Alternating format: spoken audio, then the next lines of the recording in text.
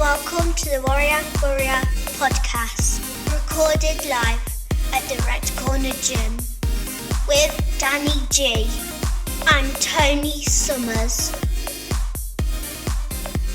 So here we are, Tony. We've made it. We've been on about doing this, haven't we? Yeah. It actually, as I'm saying that, I can feel the hairs on the back of my neck are standing up because we've been planning this for so long, and now here we are. Like Jeff used to say on the Masterclass, we've manifested this, haven't we? Out of nothing. Yeah. Well, you've put a lot of effort into getting this up and running, Dan. So fair play to you. Yeah. I can feel already because we normally sit. We're in the room here. Just so for those that are listening, we're in the room at Red Corner in the grappling room. Some of you will know it.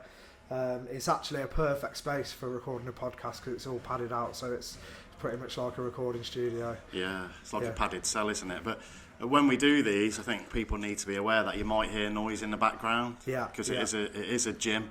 Yeah. And obviously people are using it, and you'll hear different noises, music, and punch bags going and things like that, which makes it's real. Yeah, should give you a feeling of where we're at. Yeah. Hopefully make you feel like you're here with us. Yeah. And also, you might hear a bit in the background because we're not professional, we're new to this, but that's good. We want to keep it raw, which is what we like to kind of do. So, but it's interesting because we sit in this room generally after training at least once a week or so for a good chat, and so now people are going to get to hear the madness that goes on inside and the inspiration. Yeah, well, like you said, we don't really want to polish it, do we? So no. Like I said, keep it real. Yeah. And hopefully people will get something out of our conversations, with your background and mine, Dan. I mean, you can tell people your own background, can't you? But yeah. Well, I'll tell you what. Why don't we? Because we said with today's podcast, we just wanted to make it. We haven't really got a topic that we want to focus on, but to just let people know why we want to do the podcast, what we think it's going to be useful for, how we want to help, what we want to give. So maybe you could just run through yours first. So for anyone that's listening that doesn't know you. Give a little bit of your bios, I guess. Okay, well, my name's Tony Summers. I know some of you will know me. I've been a therapist for 15 years now. Worked in lots of different areas as a therapist, from hospices to mental health, addictions, anxiety, stress. I've even worked with some of the professional boxers here, getting them to perform to the best of their ability. So I've worked in lots of different areas. I tend not to specialise in any particular area, but I love that work. I've worked in schools on mental health, mental well-being. I've delivered maybe getting on towards 1,000 courses in the NHS on conflict management.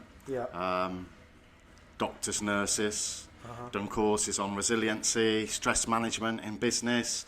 I've also, before that, I was a firefighter for 17 years, so I've dealt with sort of like life and death and frontline situations. Before that, I've worked in loads of different factories.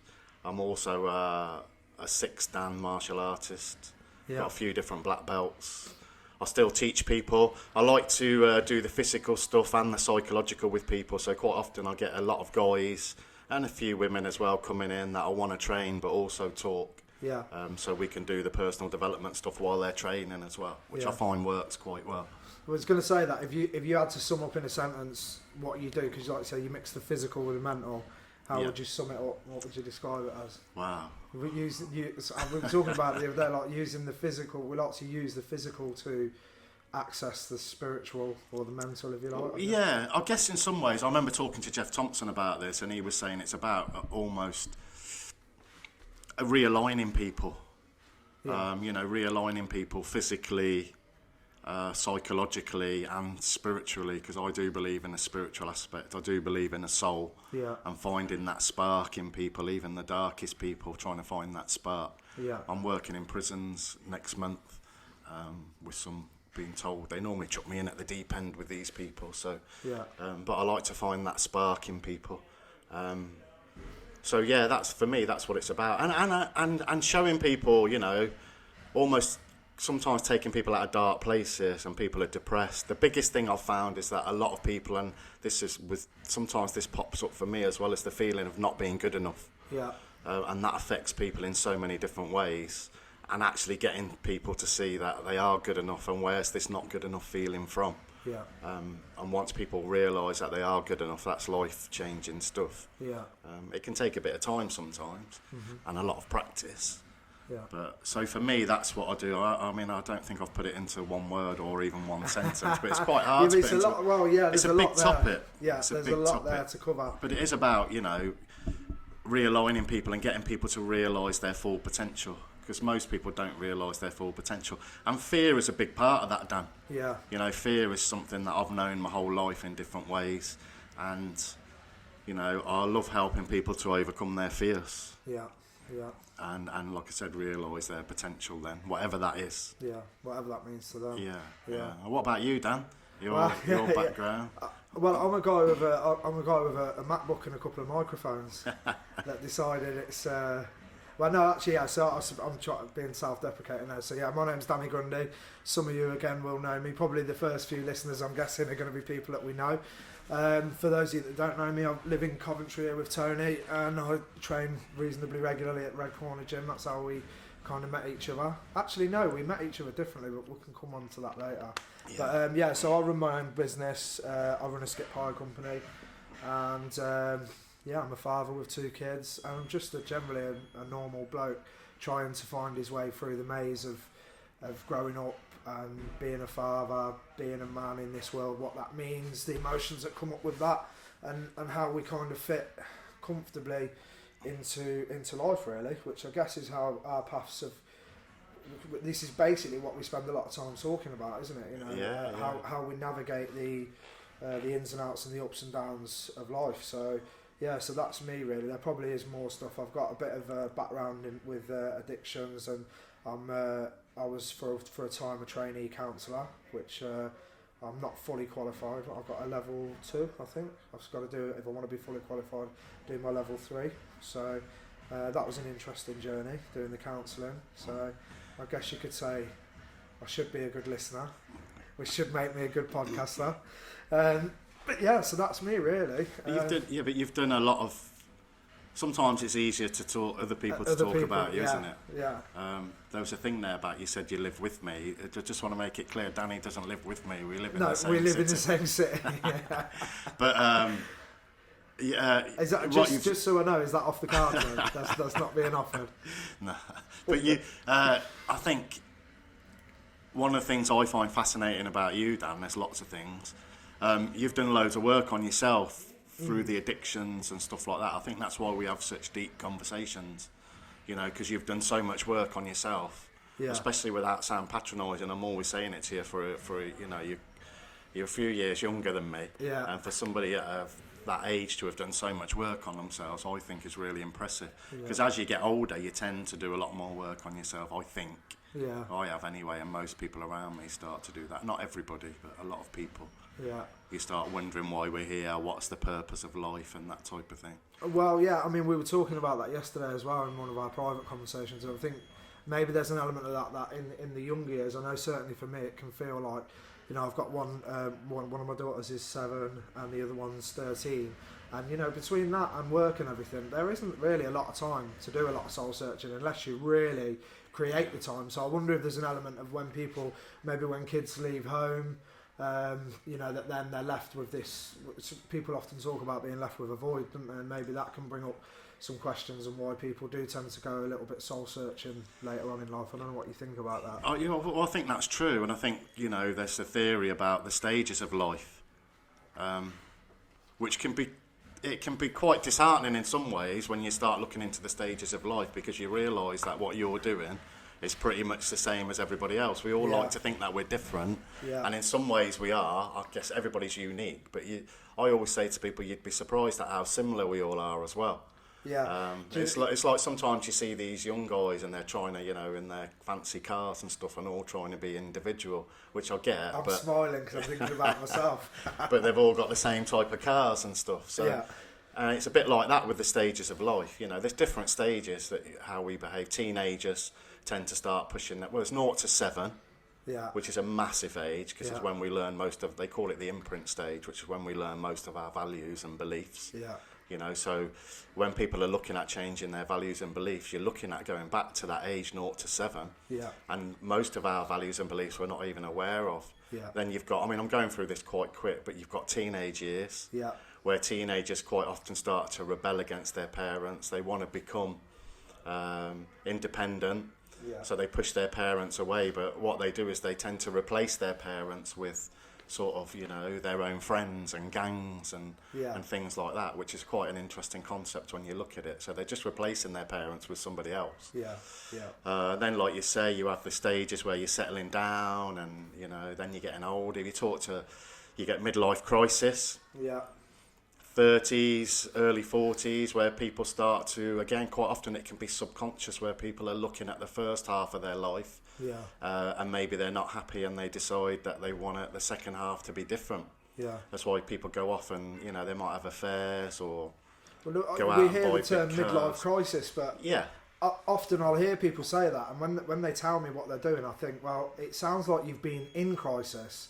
And now you want to get, because we can all live day to day with bills, and, you know, and then they start looking for freedom. It sounds like a freedom. Yeah, and getting older. Sometimes as you get older, it's definitely something that affected me. The realisation that I'm getting older, which I know I didn't want to face. You know, oh shit. That's why I'll try and keep myself fit and look after myself as much as possible. Well, we've trained this morning. We need to work harder on keeping fit.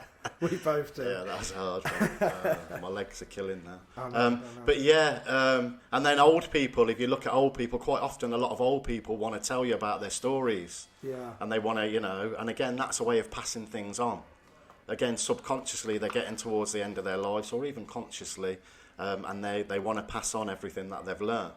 So, you know, there's quite a few. It's worth looking at the stages of life. You can do a timeline with it.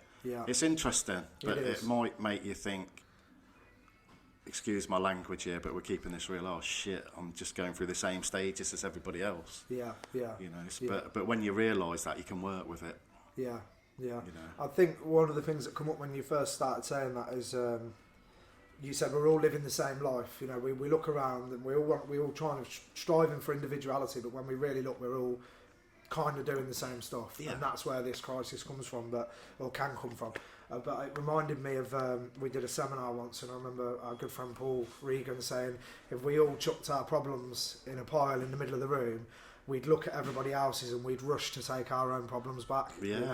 Because I think we do, generally, we it's easy to walk around with I want to say that I'll often say we, because I do feel very connected to everybody, and I'm aware that everybody's on a similar journey, but try and keep it personal, that it's easy for me to go around and look at everybody else and comparing, which is something we talk about a lot, and think, well, that guy's got it boxed off, he's got, you know, he looks like he's got it all together, but we don't really look at that. And the reality is that when we really start to talk to people, if we can be vulnerable and open up and share our struggles, often people will reciprocate and share theirs, and we tend to find that it's definitely true that everybody's facing a battle, everybody's got a struggle going on. There's very few people that would, I think, you could ask them and they would say no.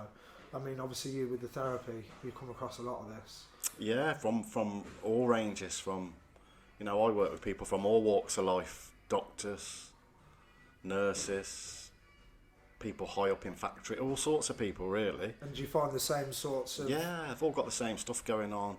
Self-worth, self-esteem, addictions, and addictions normally come from people trying to deal with their problems. So, you know, they're not happy, so they'll have a drink, and that leads to another drink and another drink. So then it becomes a solution to their problem, but then the solution becomes part of the problem because they're drinking too much or taking too much coke or whatever they're doing. Also, you know, listening to you there, Dan, you know, one of the things I've learnt as a therapist is you don't know what's going on in people's lives. Quite often we compare ourselves to we're just comparing ourselves to the image that they're letting us see. You know, and we all wear a mask. I don't care who you are. We all wear a mask, and social media has made that even worse now. It's easier to wear the mask. It is, yeah. Somebody said to me, I heard it somewhere, that if everybody lived up to their Facebook persona, the world would be a much better place. You know, I see things on Facebook of people I know and think, nah, that's not the you that I know. Which is fine. So I think, we need to be careful when we're comparing ourselves to people, because we're not even seeing the real person. And like you said, if we knew what was going on for that person underneath, we probably wouldn't want the same life as them. No. You know, we talked about this yesterday, didn't we, Dan, about different situations and how we compare ourselves, and I don't want to go into it, but you were saying something and I said, well, why are you comparing yourself to that person? Yeah. Because you wouldn't want their life. Yeah. And we both just started laughing. Yeah. Because yeah. when we look at it, you'd think that, no, actually my life's pretty good. Yeah, I'm smiling now as we say that. I'm aware because I'm thinking people can see me smiling, but they can't. I am smiling because it is something that's easy to do, easy to look at other people. But we were talking, again, it come up again this morning, comparing, and it was a different scenario. It was something else, you know, that we talked about, but it all boiled down to comparing again. And I think what dawned on me when you said that was that the reason I'm comparing is because maybe at the minute I'm not feeling that comfortable. I'm not feeling that settled. So that's when then it becomes easier to start looking out, because I'm looking for an easy way out, basically. Yeah. You know, that's what the subconscious is trying to look for, an easy way out. So it's looking at other people and going, oh, he's got it so easy, or they've got it so easy, you know. But as I've just said, they haven't. The reality is they haven't. No. It's just that we're seeing what they want us to see, the same way that people only see. I mean, when you said that about masks and how we create that, there will even be, we're quite close, we know a lot about each other, we share quite deeply, but there will still be a mask between me and you. There would be probably certain things about me that I wouldn't want you to know, because I want to protect our friendship. You know, I think that's a normal human thing to do. And I guess it's the shame thing, isn't it? We talk about elephants in the room, and I think shame in general. I mean, I was raised a Catholic, so you know, guilt and shame were like bread and butter in my house. Well, not so much in my house, but more at school. At school, you know, guilt and shame was like a bread and butter thing. But I think guilt and shame can be an elephant in the room with many people. Well, shame is a massive topic, isn't it? Yeah. We could do a whole talk on that. Yeah. And, you know, there's a difference between shame and guilt. And guilt is normally something that you've done. You know, say, for example, if somebody dropped a £5 note and you picked it up, you might feel guilty about, you know, not giving them back. And I always say, give it them back, by the way. And by the way, if you ever do, you'll feel $1 million. Yeah, it's the right thing to do. But shame is deeper, because shame is about who you are. Yeah. It's, you know, guilt is something that I've done, but shame is actually who I am. Yeah. And it goes deep, and it's corrosive. It's horrible. It's difficult to shift. Yeah, it's really difficult to shift. It takes a lot of therapy. Well, in my experience, it can take a lot of therapy. Yeah. Yeah. There's so many, as you're talking, Dan, there's so many different subjects here, isn't there, just coming up that we could talk about. Like, I know we said today's a bit of an introduction, but like, you know, when we get talking, we go quite deep, don't we? Well, I'm glad because I did think that kind of having these microphones and this computer in front of us would change the dynamic, but this is to give you guys that are listening for the first time, you know, just that these are the kind of topics that you can expect. We've got a series lined up for the first 6 ish sessions. We're trying to keep it loose. We don't like to prescribe too much because you can lose the creativity. We can lose the essence of it. And if anyone, you know, when you're listening to these podcasts, if anybody's got any subjects or questions, you know, just fire them in. We'll give you the details at the end, or Danny will. And any topics that anybody wants us to cover, or any questions that anybody's got, you know, we'll do our best to cover them. We'll just give you our perceptions, really, but hopefully people listening to this will be able to, you know, get something out of it, and you know, get something out of it. Even if you disagree, part of my work with people is to, sometimes I'll do it deliberately, you know, wind people up, just to get them questioning themselves. That's what you do with me every morning, isn't it? Try and find something to give me to think about for the day. Yeah, that's it. It's getting people to think about things, because, you know, I believe most people have got their own answers. It's just helping them to find the answers. A lot of people say the answers are already in us. It's just finding them. So I see part of my job as helping people to find them answers. I don't always give people the answers, partly because I haven't got the answers a lot of times as well. But if I ask the right questions, you know, so part of this, I'm hoping that this will have that effect on people as well. Yeah, I think as you're saying that, one of the big reasons and one of the big motivators of why I wanted to do a podcast with you is that obviously we've, I guess it's a good time to say how we met. Now I'm trying to think that I don't think we actually met here in Red Corner. I think we met at All About Addiction. Yes, we did, Yeah, I think that was the first time we met. It was clear to me that you recognised me as an intellectual powerhouse from the first time you met me. But yeah, I think you told me that straight away, didn't you? I think I did. My name's Danny. I'm an intellectual powerhouse. Yeah, and I was like, okay. Yeah. I think you said my name's Tony. I'm a physical powerhouse. So we met at I was volunteering at an agency in Coventry, which unfortunately is no longer around, which is a shame. I think it was a great agency, which was all about addictions. It was a recovery programme for people suffering with all addictions, which I liked, because I think when we really look at it, and my experience in addiction is that it doesn't matter if it's drink, drugs, gambling, sex, whatever it is, that really the underlying issues are generally the same, or can be very similar. And I think that what you said earlier about that drugs, certainly I can speak from my own experiences, that for me drugs for a long time weren't a problem, they were my solution. And I think that it's easy when we see people that are suffering with an addiction, whatever that addiction may be, to judge. But if you learn a little bit about addiction, then now when I see someone that's struggling with it, I just see straight away. My first thought is, so what are you feeding? What are you? Where's the pain? What pain are you trying to escape from? That's what I see. So we met at All About Addictions, and then I was privileged to get to do Jeff's masterclass, which got us. We did a bit more stuff there, and then I did yours and Matty Evans. What did we call it? It was a masterclass as well, wasn't it? Called we did. Yeah, in which here. I guess is similar to the instructor's course. Yeah. We did two of them. Yeah, they were powerful sessions, weren't they? Very powerful. Yeah, very powerful. Again, combining the physical and the psychological. Yeah.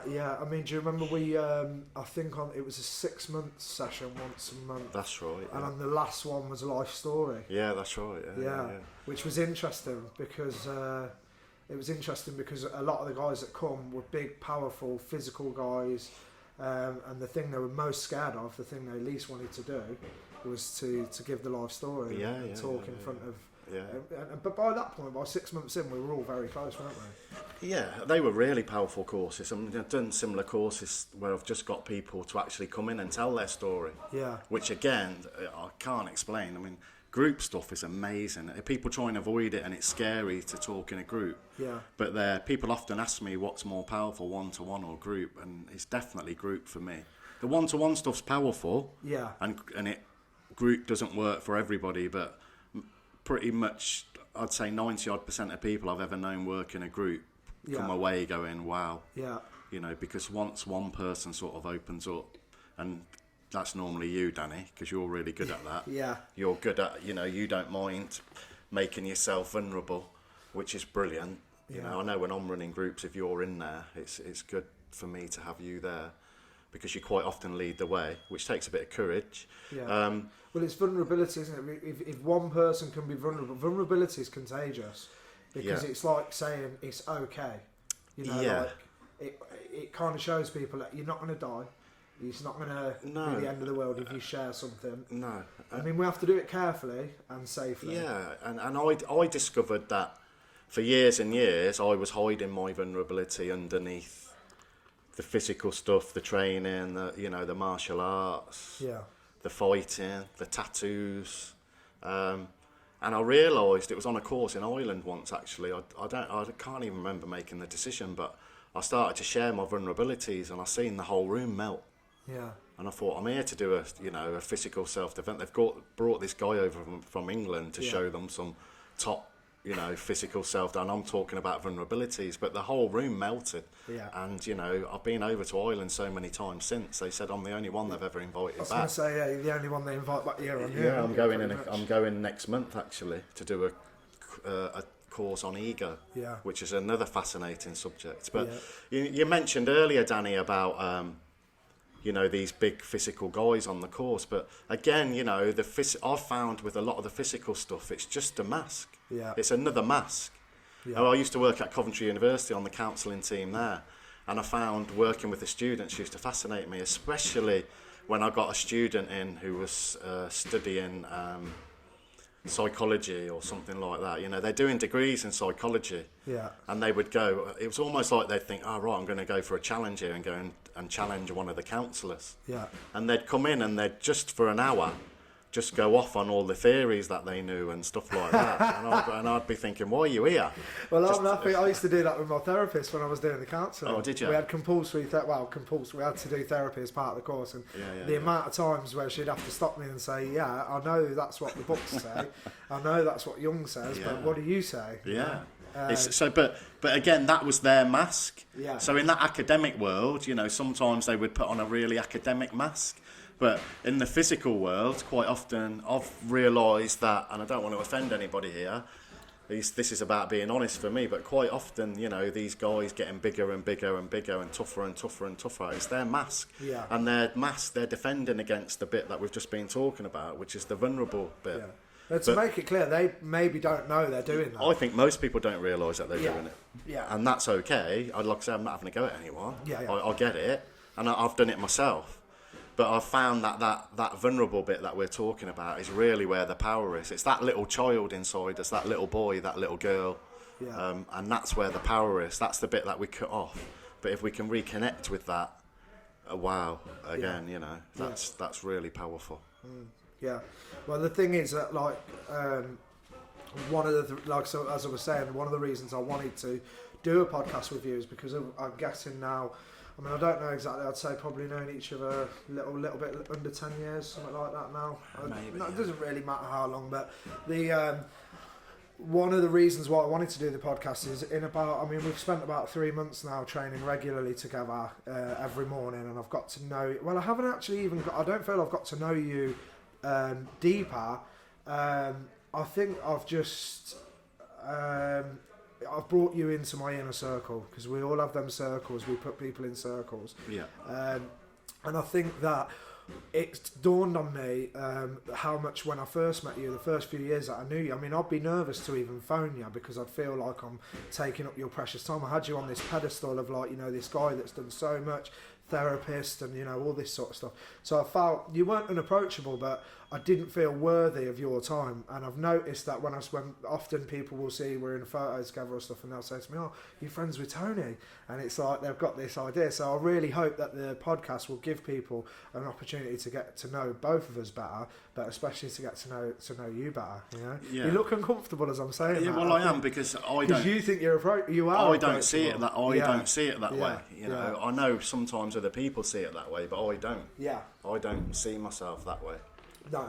It's interesting, isn't it? How that's our perception, isn't it? Yeah. How other people see you sometimes. It is, because we had this where we were saying about being approachable and stuff, and like you know, you that how important. I noticed that you make a real effort to just know people's names and say hello to people, and you really make an effort to and it's something that I've been learning from you, how much we can make a difference just by taking a bit of notice of people. Yeah. I think it's easy for a lot of us to, and in myself I can feel it as well, you know, like to feel a bit unseen, you know, and it's nice to, if we all make a bit of an effort to see each other a little bit more.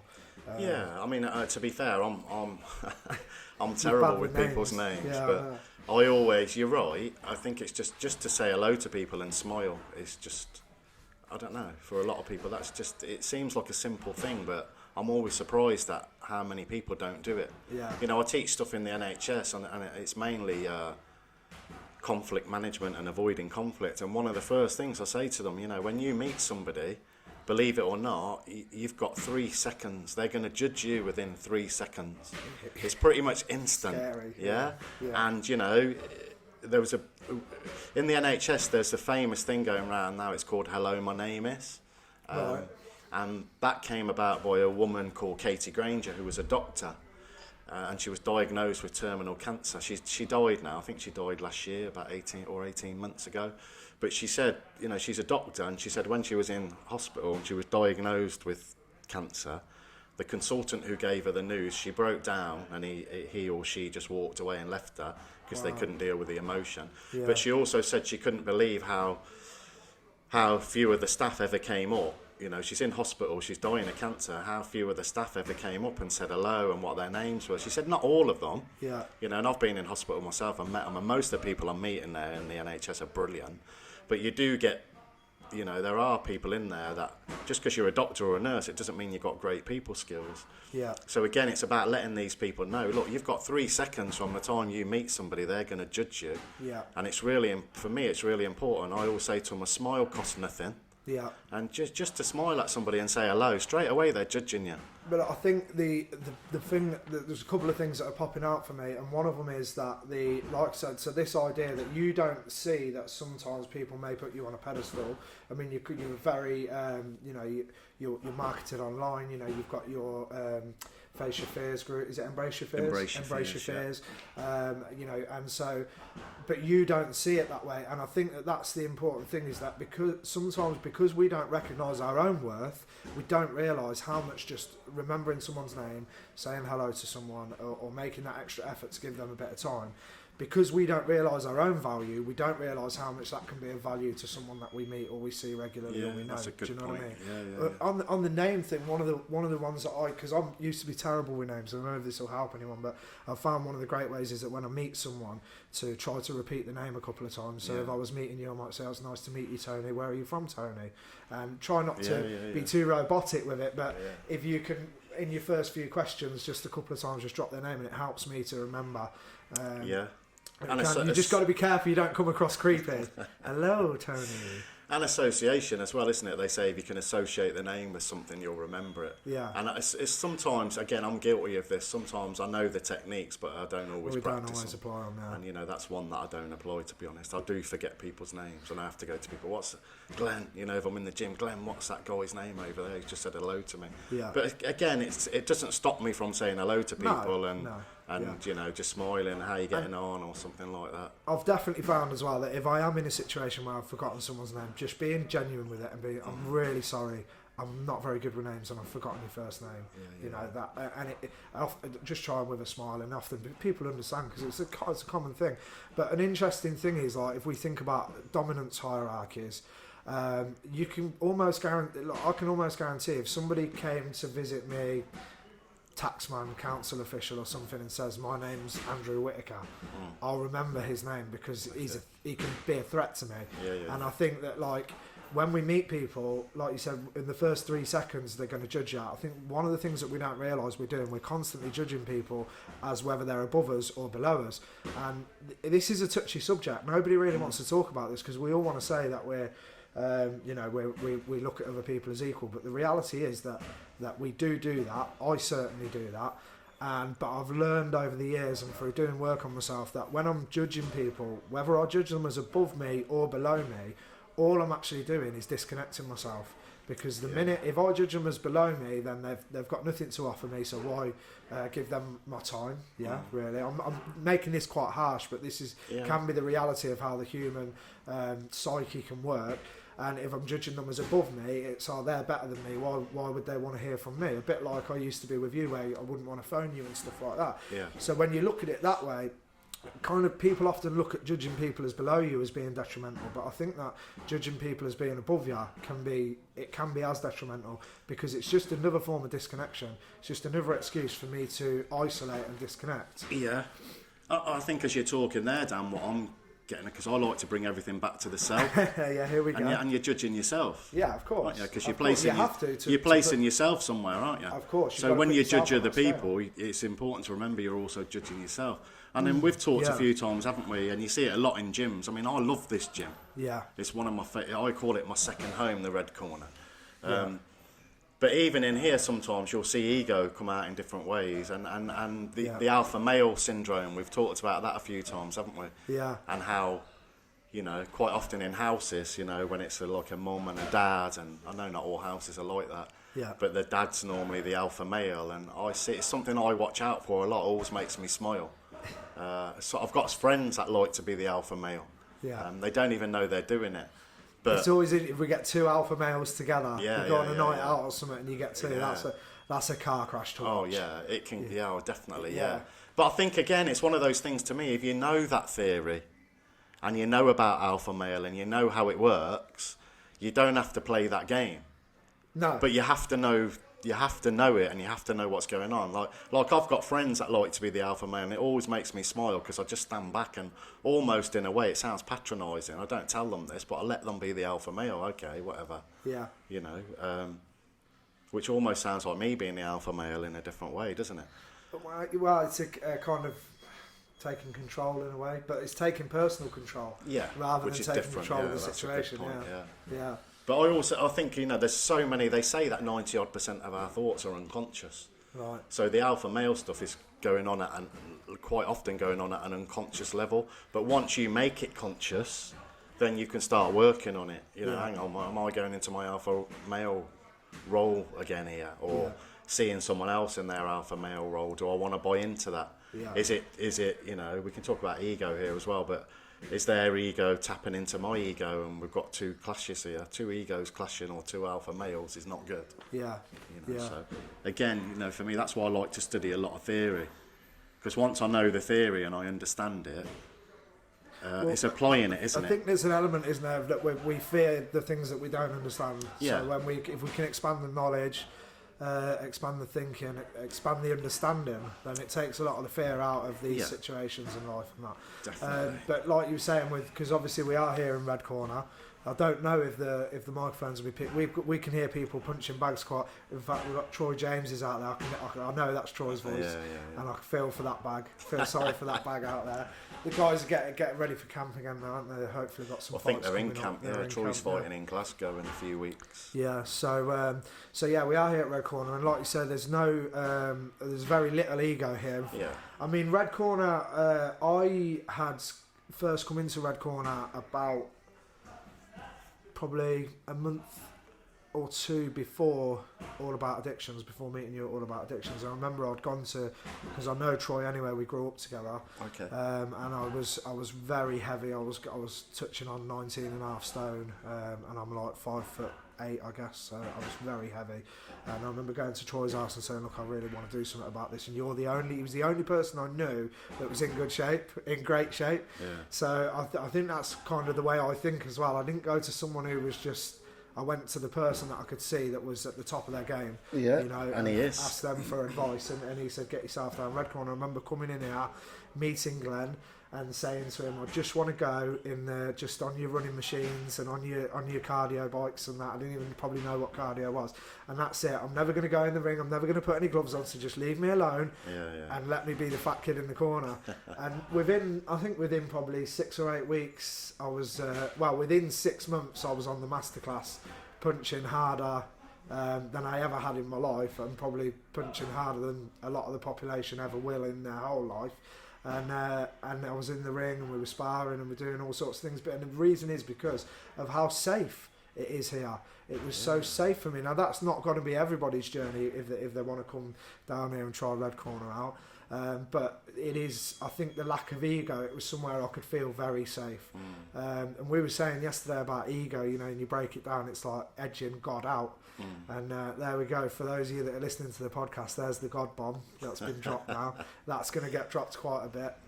Maybe we talk about edging God out, but with when we talk about God, it's not maybe necessarily the traditional meaning of the word.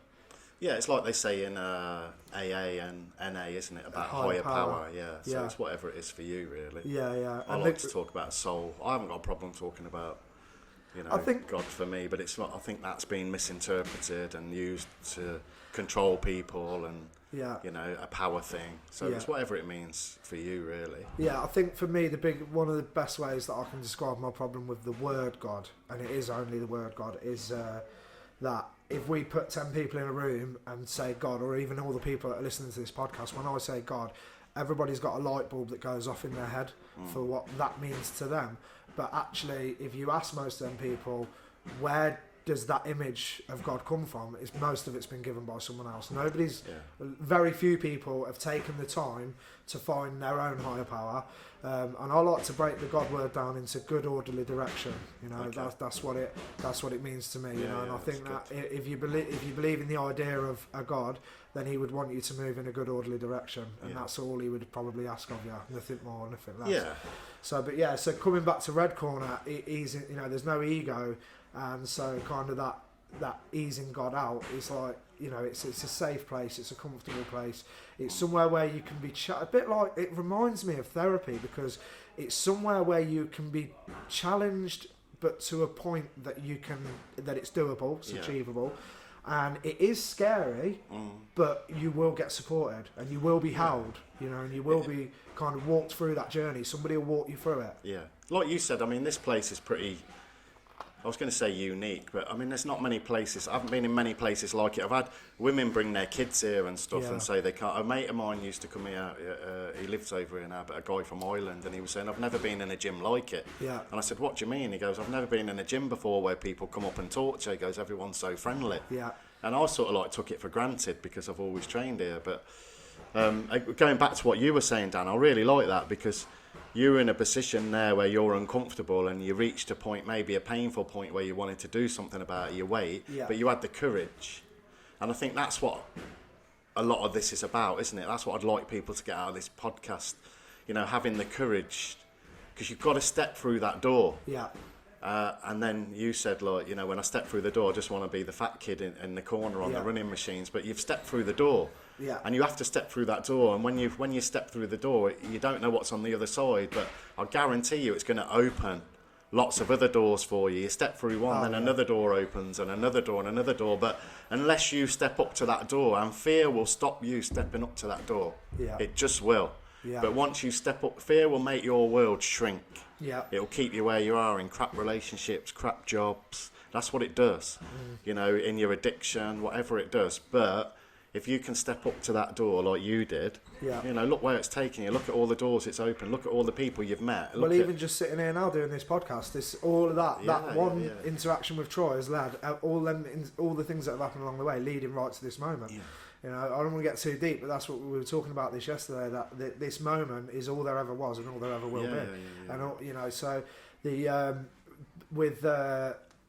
you have to make the decision. And what you're saying to get through the door. Well, I think one of the things me and you and Glenn were talking about recently was about. I said you can't. There's doors if you position yourself in the best position that you can get yourself to. Then there's doors that will open for you that you don't even know exist. Definitely. Your job is not necessarily to open the door, but your job's to position yourself in front of the door. Yes. Yeah. And I think that's part of the role as a therapist as well. Right. In what way? Actually showing people the doors. That's what I was saying earlier about asking them the right questions. I don't really want to open the door for you. Yeah. But I'll show you where the door is. Yeah. How many times have you asked me 10 different versions of the same question in the hopes that I'll answer the door? But sometimes that's part of it. Sometimes being stuck is part of the process and going round and round and round. Because there's nothing wrong with stuckness. If you're in a place in your life and you feel stuck, that's great. Yeah. That's a great place to be, because the fact that you know you're stuck means that you're waiting for a door to open. You're looking for a door handle to turn. The only thing I would say that I've found, you know, when I first started doing martial arts, for example, you know, we started off in Shotokan karate. You sort of quite often, it happened a few times, you reach a plateau, and you feel like you're not getting anywhere. Yeah. And I remember as a student, you know, like Jeff was the instructor saying, but you are growing. So as the instructor, you can see people growing, but it's the point that they feel they're stuck. And quite often people will leave at that point or go back, and then, you know, come back again a year later or 2 years later and reach the same point again and maybe go back until eventually they realise, oh, this is part of the process, I've got to go through this. Yeah. Because, you know, what was coming up for me when you were talking about you coming into the red corner, Dan, was, you know, that must have been really, really uncomfortable for you, but having to face that discomfort, you know. And I think sometimes it works because if your life's that uncomfortable, pain's a brilliant motivator. Yeah. And sometimes when things get that painful, you think, I can't stand this anymore. And it almost, you know, okay, the thought of going in a gym's scary, but the thought of carrying on living the way I'm living is even scarier. Yeah. So it's almost like which one's the least scary. Yeah. They're both scary. It's summarised best for me in the basic text, or the big book of Narcotics Anonymous is summarised in, only when the pain of remaining the same outweighs the fear of change, Brilliant. then we'll move into action. That's a great way. Why didn't I think of that? It just summarises it beautifully. For years I've been using that quote as my own, but I thought because this is being recorded, I better give it its props. And it is from the basic text from Narcotics Anonymous. But yeah, it summarises it beautiful. So the... pain is a great motivator, but so we talk about this from time to time. Why we need we've all got a pain threshold, and in some ways, having a low threshold for pain, is useful because. So, like for instance, so my weight and my kind of fitness and training and my diet has fluctuated over the years, and we've had some good times, had some bad times. I think we know it goes in cycles. What I noticed is that for 3 months now, pretty much consistently, I've been watching what I'm eating and training with yourself and doing some other bits and bobs. And then the last couple of weeks I've been a bit ill. I had a dodgy week diet-wise the week previous to last, and then last week I've had a chest infection, as you know. And I noticed this morning that my body, the last few days my body feels different, my belly feels different, I feel a little bit different. But if I look at where I was 3 months ago, I didn't feel the pain of that discomfort. So what's happened is the threshold for what I'll tolerate in my body, the size of my body, the size of my belly, the threshold has changed. Yeah, brilliant. Because after only a few days, I've gone, oh no, that doesn't feel right, you know. So the threshold has changed. So having a low threshold for pain, I mean, pain's maybe not.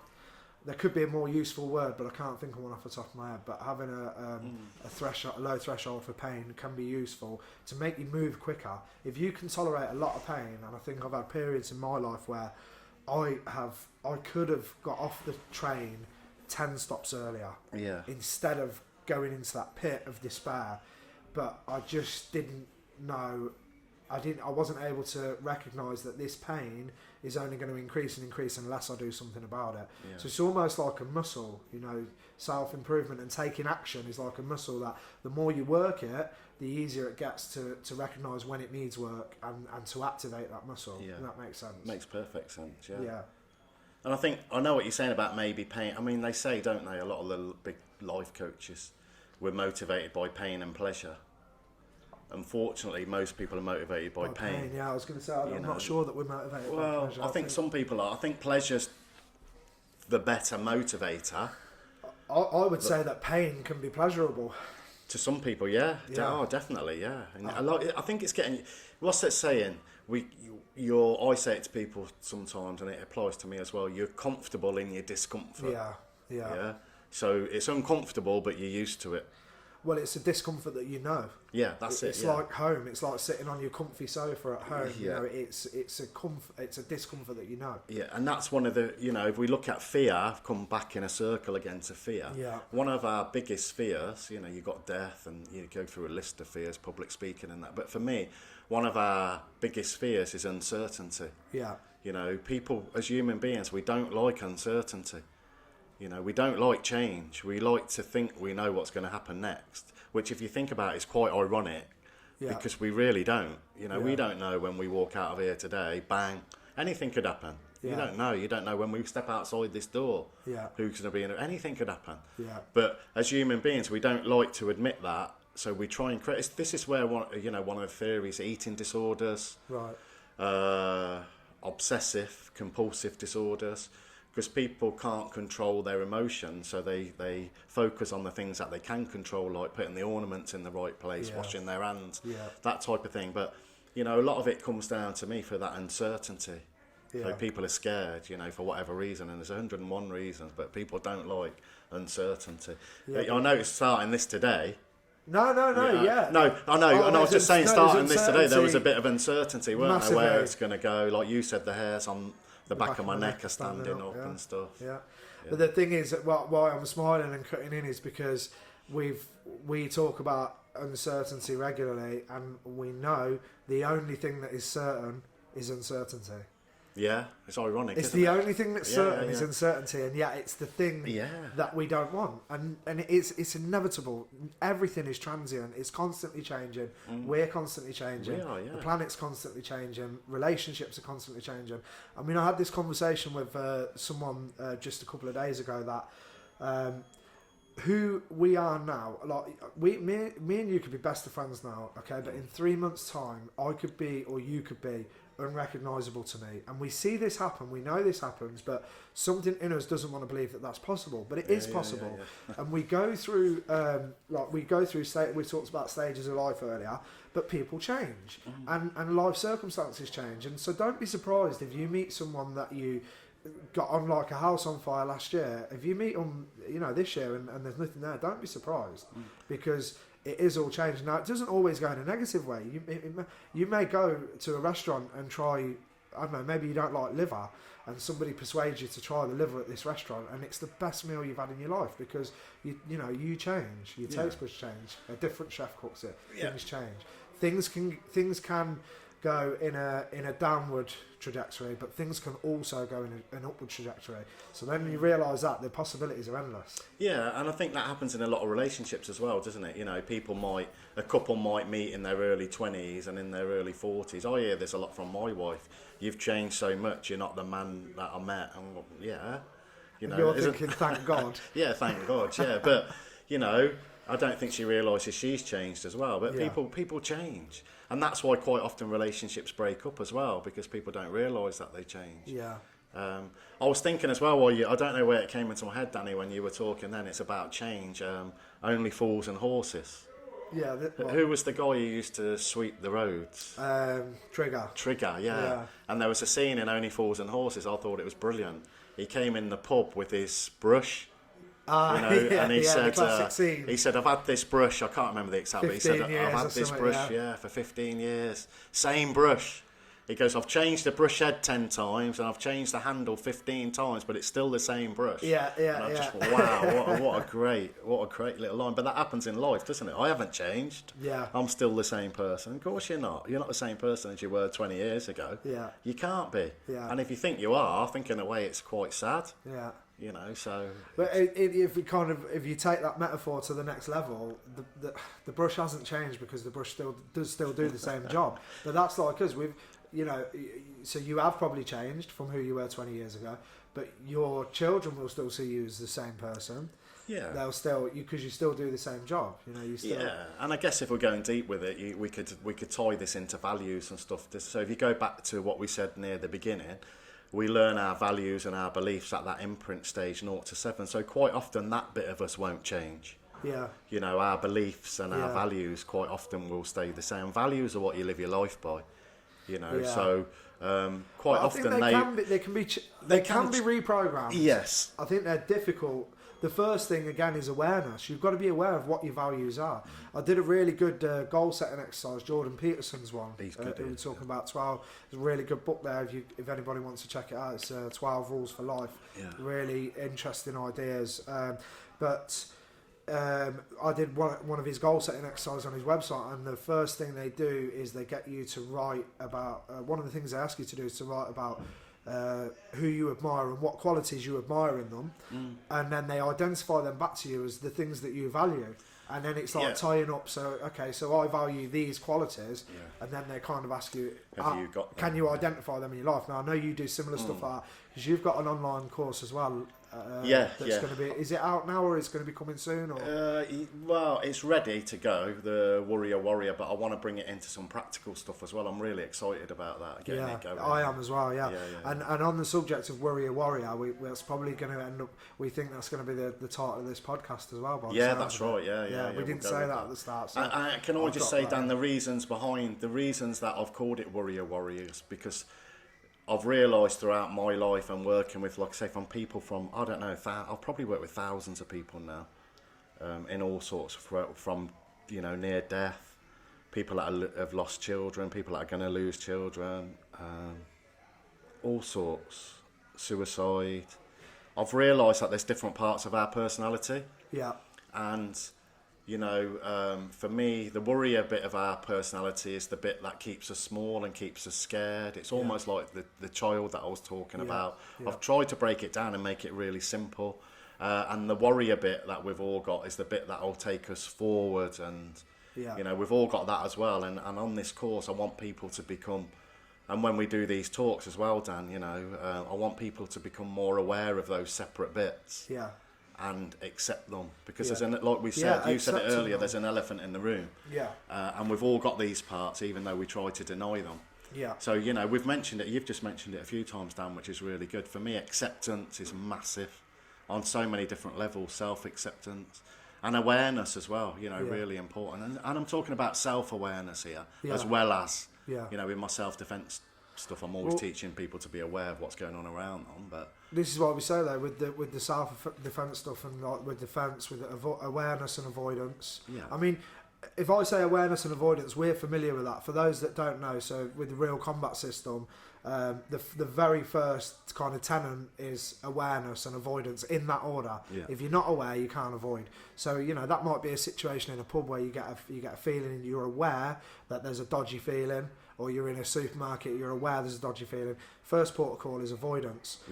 This would be obviously talking about physical confrontation, but we and I know you and myself would believe firmly that bringing that into the metaphysical, bringing that into the non-physical aspects of your life. So first of all, be aware of what are your, like I said with that exercise, what are your qualities, what are your values, where are you, what are the values that you hold that you're living not congruently with, that you're not kind of living in step with. And is that a source of pain for you? Because it probably will be. If you value monogamy and you're not being monogamous, you're not going to feel great about it. And there may be aspects of your life that you're living that you feel bad about, but if you really look at your morals and your qualities, actually, I sometimes see people that feel like they should feel bad for doing something that they want to do, but it's that their values maybe don't fit with other people's values, and that can, it's about you. It's about what you value, and what feels right for you. Definitely. And so with awareness, it's, get aware of who you are. That's what we're hoping to do. That's what we're trying to do. That's what I'm trying to do. And hopefully the podcast will help people to inspire them to want to kind of do that journey for themselves as well. Yeah, definitely. Yeah, you're right, Dan. I think it's the awareness but the self-awareness for me is massive as well. Being aware of the different parts of my personality, being aware of the feelings that are coming up, being aware of why am I thinking that, what's that person touched in me. And like I said earlier, I always bring it back to me, bring it back to myself, what's going on here for me. And it's about work. Sometimes it's really hard if I've got a problem with you, it's really hard for me to work on you, but I can work on myself. And I found that when I normally work on myself and I get myself right, whatever that is, the problem disappears. Those people are not in my life anymore. Way when I work on myself and clean cleaning. We often talk about cleaning the projector, don't we?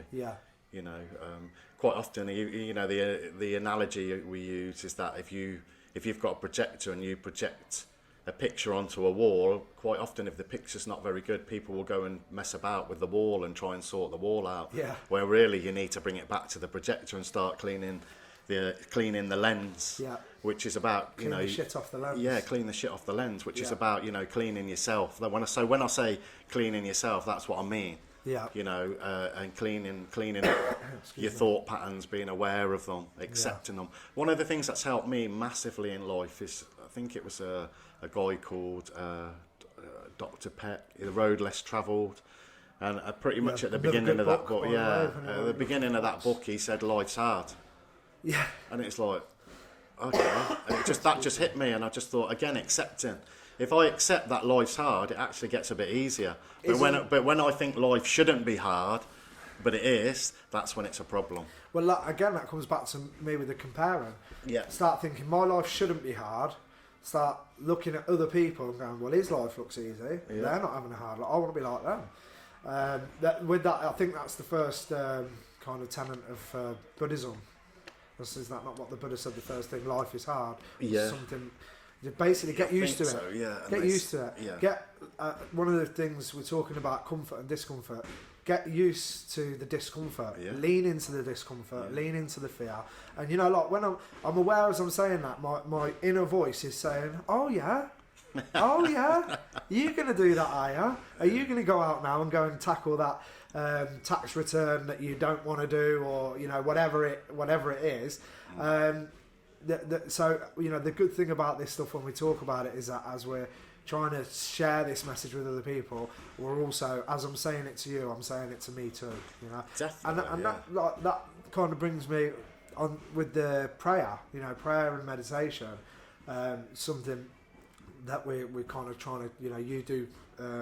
You've been doing a while now for quite consistently. But with prayer, you know, I'll often say to people, because it's like with the God thing again, as soon as I say prayer, people think about this Christian God or Catholic God or whatever it is that they believe in. But right, so if I sit there praying in the morning or at night, so I might sit there and say, you know, God, I'm really worried about this, or I could really do with some help in that.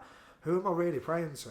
You know, I'm saying it to myself. I'm verbalising and hearing in my own ears the things that need work on and the areas where I need help and support. And so it's not strange to me that when I pray, often solutions will arise, because I'm kind of programming my subconscious in a way. I do believe there's a spiritual element to it, but I think that any spiritual being out there, if you look at one of the things that Jeff said that I really liked, I haven't read them all, but I've read a good bit of the Bible, and he was talking about the Bible, the Quran, the Bhagavad Gita, the Guru Granth Sahib, and he said if you really distill them down, on every page they all say the same thing, and they all say the power is within you. You know, it's all, you've got the power to do everything you want to do. And I think that if I'm praying to some sort of, you know, whatever it is that I believe is out there, I cannot but think that he's sitting there going, yeah, go on then.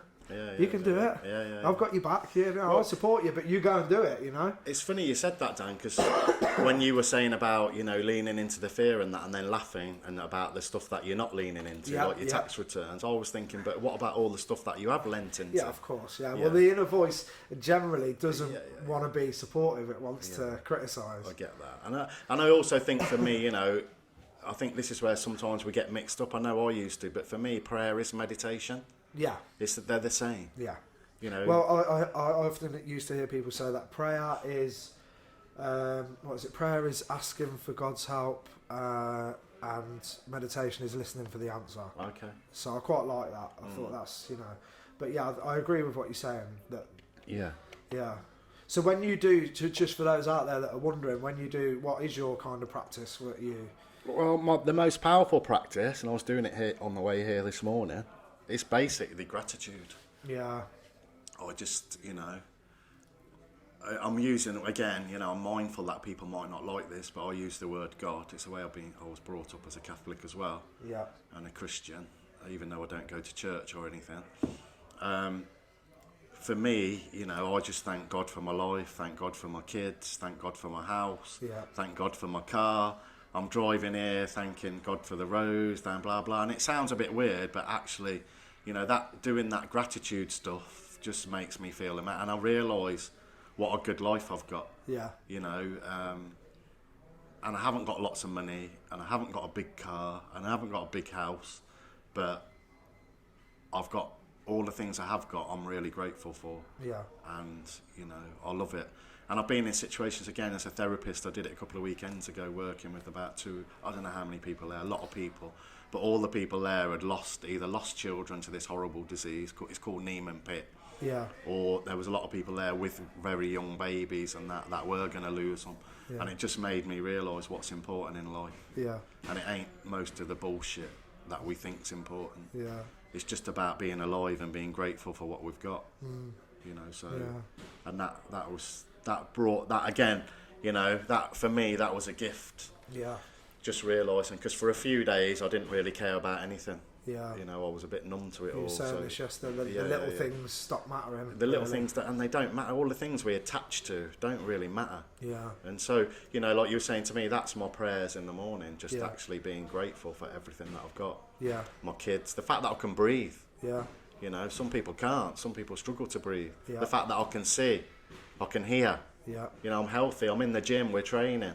All of those things. It's pretty amazing, really. For me, I've said this loads of times. The biggest gift we'll ever get is life itself. Yeah. And we just take it for granted. Yeah. Until it's threatened.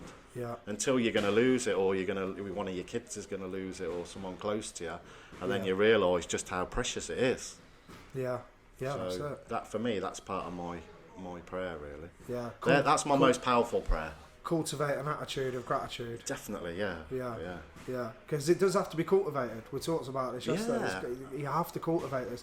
This is like, it's like by sitting down each morning and taking the time to get your mind right. It's like riding a bike with stabilisers. If you know, making that actual time to sit down and do it, maybe the stabilisers that you need. If you feel like your world's rocky, maybe you need some stabilisers. And I think that often as well with technology now, we wake up in the morning and the world is screaming at us. So to say, well, hang on, I'm having 10 minutes for me, for me, just for me and my practice, whatever that is. I've been practicing with the sad lamp at the minute, as you know, and getting a little bit of the winter blues, and it's worked really well. If anybody out there notices that they tend to little drop of energy or drop of mood at about this time of year, it might be worth looking into trying a sad lamp. It's been working for me. The verdict's still out because, as I said to you, I think there's an element of that practice of just saying, right, well, I'm having half an hour. I'll sit in front of it for 30 minutes and saying, well, I'm having half an hour. I think there's a power in that as well. That the first thing I'm doing in the day before training is saying I'm having half an hour to get my head right. So, but so that's interesting, and trying to drop a bit of the meditation in there. And like we said in the live video yesterday, I've just given sort of 12 weeks to nutrition and exercise, which has given me some brilliant physical results. But I haven't felt a massive mental change, which we identified at the beginning that may be the case. So now the plan is to sort of set some dates and say, let's do a little experiment of giving the same amount of kind of discipline and tracking and actually watching, am I doing what I'm saying I'm going to do, and how will that benefit us mentally. So that'll be interesting, something we can follow through with the podcast. And hopefully some people out there will want to do the same thing, see if they get any benefit. I think again it goes back to what we were saying, doesn't it? I think without doubt exercise, nutrition are massively important, because your body's the vehicle that carries you around on this planet, and you've got to look after it, which I know is not always easy, but for me the mind comes first. You get that bit right, and then your body and your nutrition will follow, and then you get all three in line: body, mind, soul. That's as good as it gets. It's as good as it gets, I think so. But that takes work. I think what's come up for me a few times in this conversation today, Danny, is the difference between knowledge and wisdom as well. Right. You can read all the books and you can have all the information. That's getting the knowledge. That's important. It's good to get that knowledge, but wisdom is applying it. I read somewhere years ago that quite often when people write self-help books, they put exercises in it. Nobody ever does them. They reckon around 80% of people just flick over the exercise and read the book and go, I'll come back to it, but they never go back to it. I remember listening to an Anthony Robbins tape, and it said, stop now. And of course I didn't, because I'm driving. I thought I want to get on to the next nugget of knowledge, which I think is wisdom. The wisdom is doing the exercise, clearly. And the next bit was, right, you didn't stop the tape. He literally put the next bit is right. You didn't stop the tape. Stop the tape and do what. And I still didn't stop the tape. Still moved on to the next bit. But But I think, like they said, the figures I read were 80% of people do that. I can believe it. But that's the bit. You need to put yourself in that small percentage of people that actually do it. That's the difference between knowledge and wisdom. Because it's if you break down the words, so knowledge. And so knowledge is to know, and wisdom is to be wise. So how many people do we know? And I can be guilty of it. I know. But are you actually wise? Being wise is doing it. It's like reading, isn't it? It's like reading a book about swimming. You're not going to learn to swim until you dive in the water. You can read all the books you want, but you're not swimming. So it's good, but I don't know how we're doing for time. I think we're an hour and 10 minutes. So I think we should probably wrap it up, because we've both got stuff to do. I'm glad we didn't struggle too much to hit the time there. I think an hour's a nice.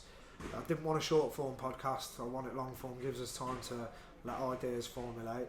I'm going to drop a section in at the end of the podcast here, just with Tony's details. For his Facebook groups and his website and everything, and some of the bits and bobs for Red Corner, and I'll probably try and drop some information about the books that we've referenced as well for anyone out there. Road Less Travelled was a good one, 12 Rules for Life. Tony's got his book as well, Firefighter, Rescuer, Healer. which I seen in a charity shop on Gosford Street the other day for £2.95, which I thought was a bargain. Signed to Nigel. Nigel, if you're listening, he books in the charity shop. Yeah, thanks, Nigel. But yeah, no, so Tony's got his book. It's a great book, Firefighter, Rescuer, Healer. That's his story. But yeah, so I'll drop some information on that, and I'm guessing that we're going to do a quick live video on the Facebook group after this needs to be done. Yeah, the Facebook group, if anyone wants to sign up to it, it's Embrace Your Fears. Yeah. It's a closed group because sometimes people share, you know, some of their stories on there about depression and anxiety and stuff. So, yeah. But if you want to sign up, just go to Facebook. Yeah. Look for my name, Tony Summers, or Anthony Summers, as it is on there, and look for the Embrace Your Fears page, and I'll get you on there. Yeah. And look out for the. You know, we've called these little podcasts Worrier. Look out for the courses because they're coming soon, and I'm really excited about them. Yeah. I want to make them really powerful. Yeah, definitely. Change people's lives. Yeah.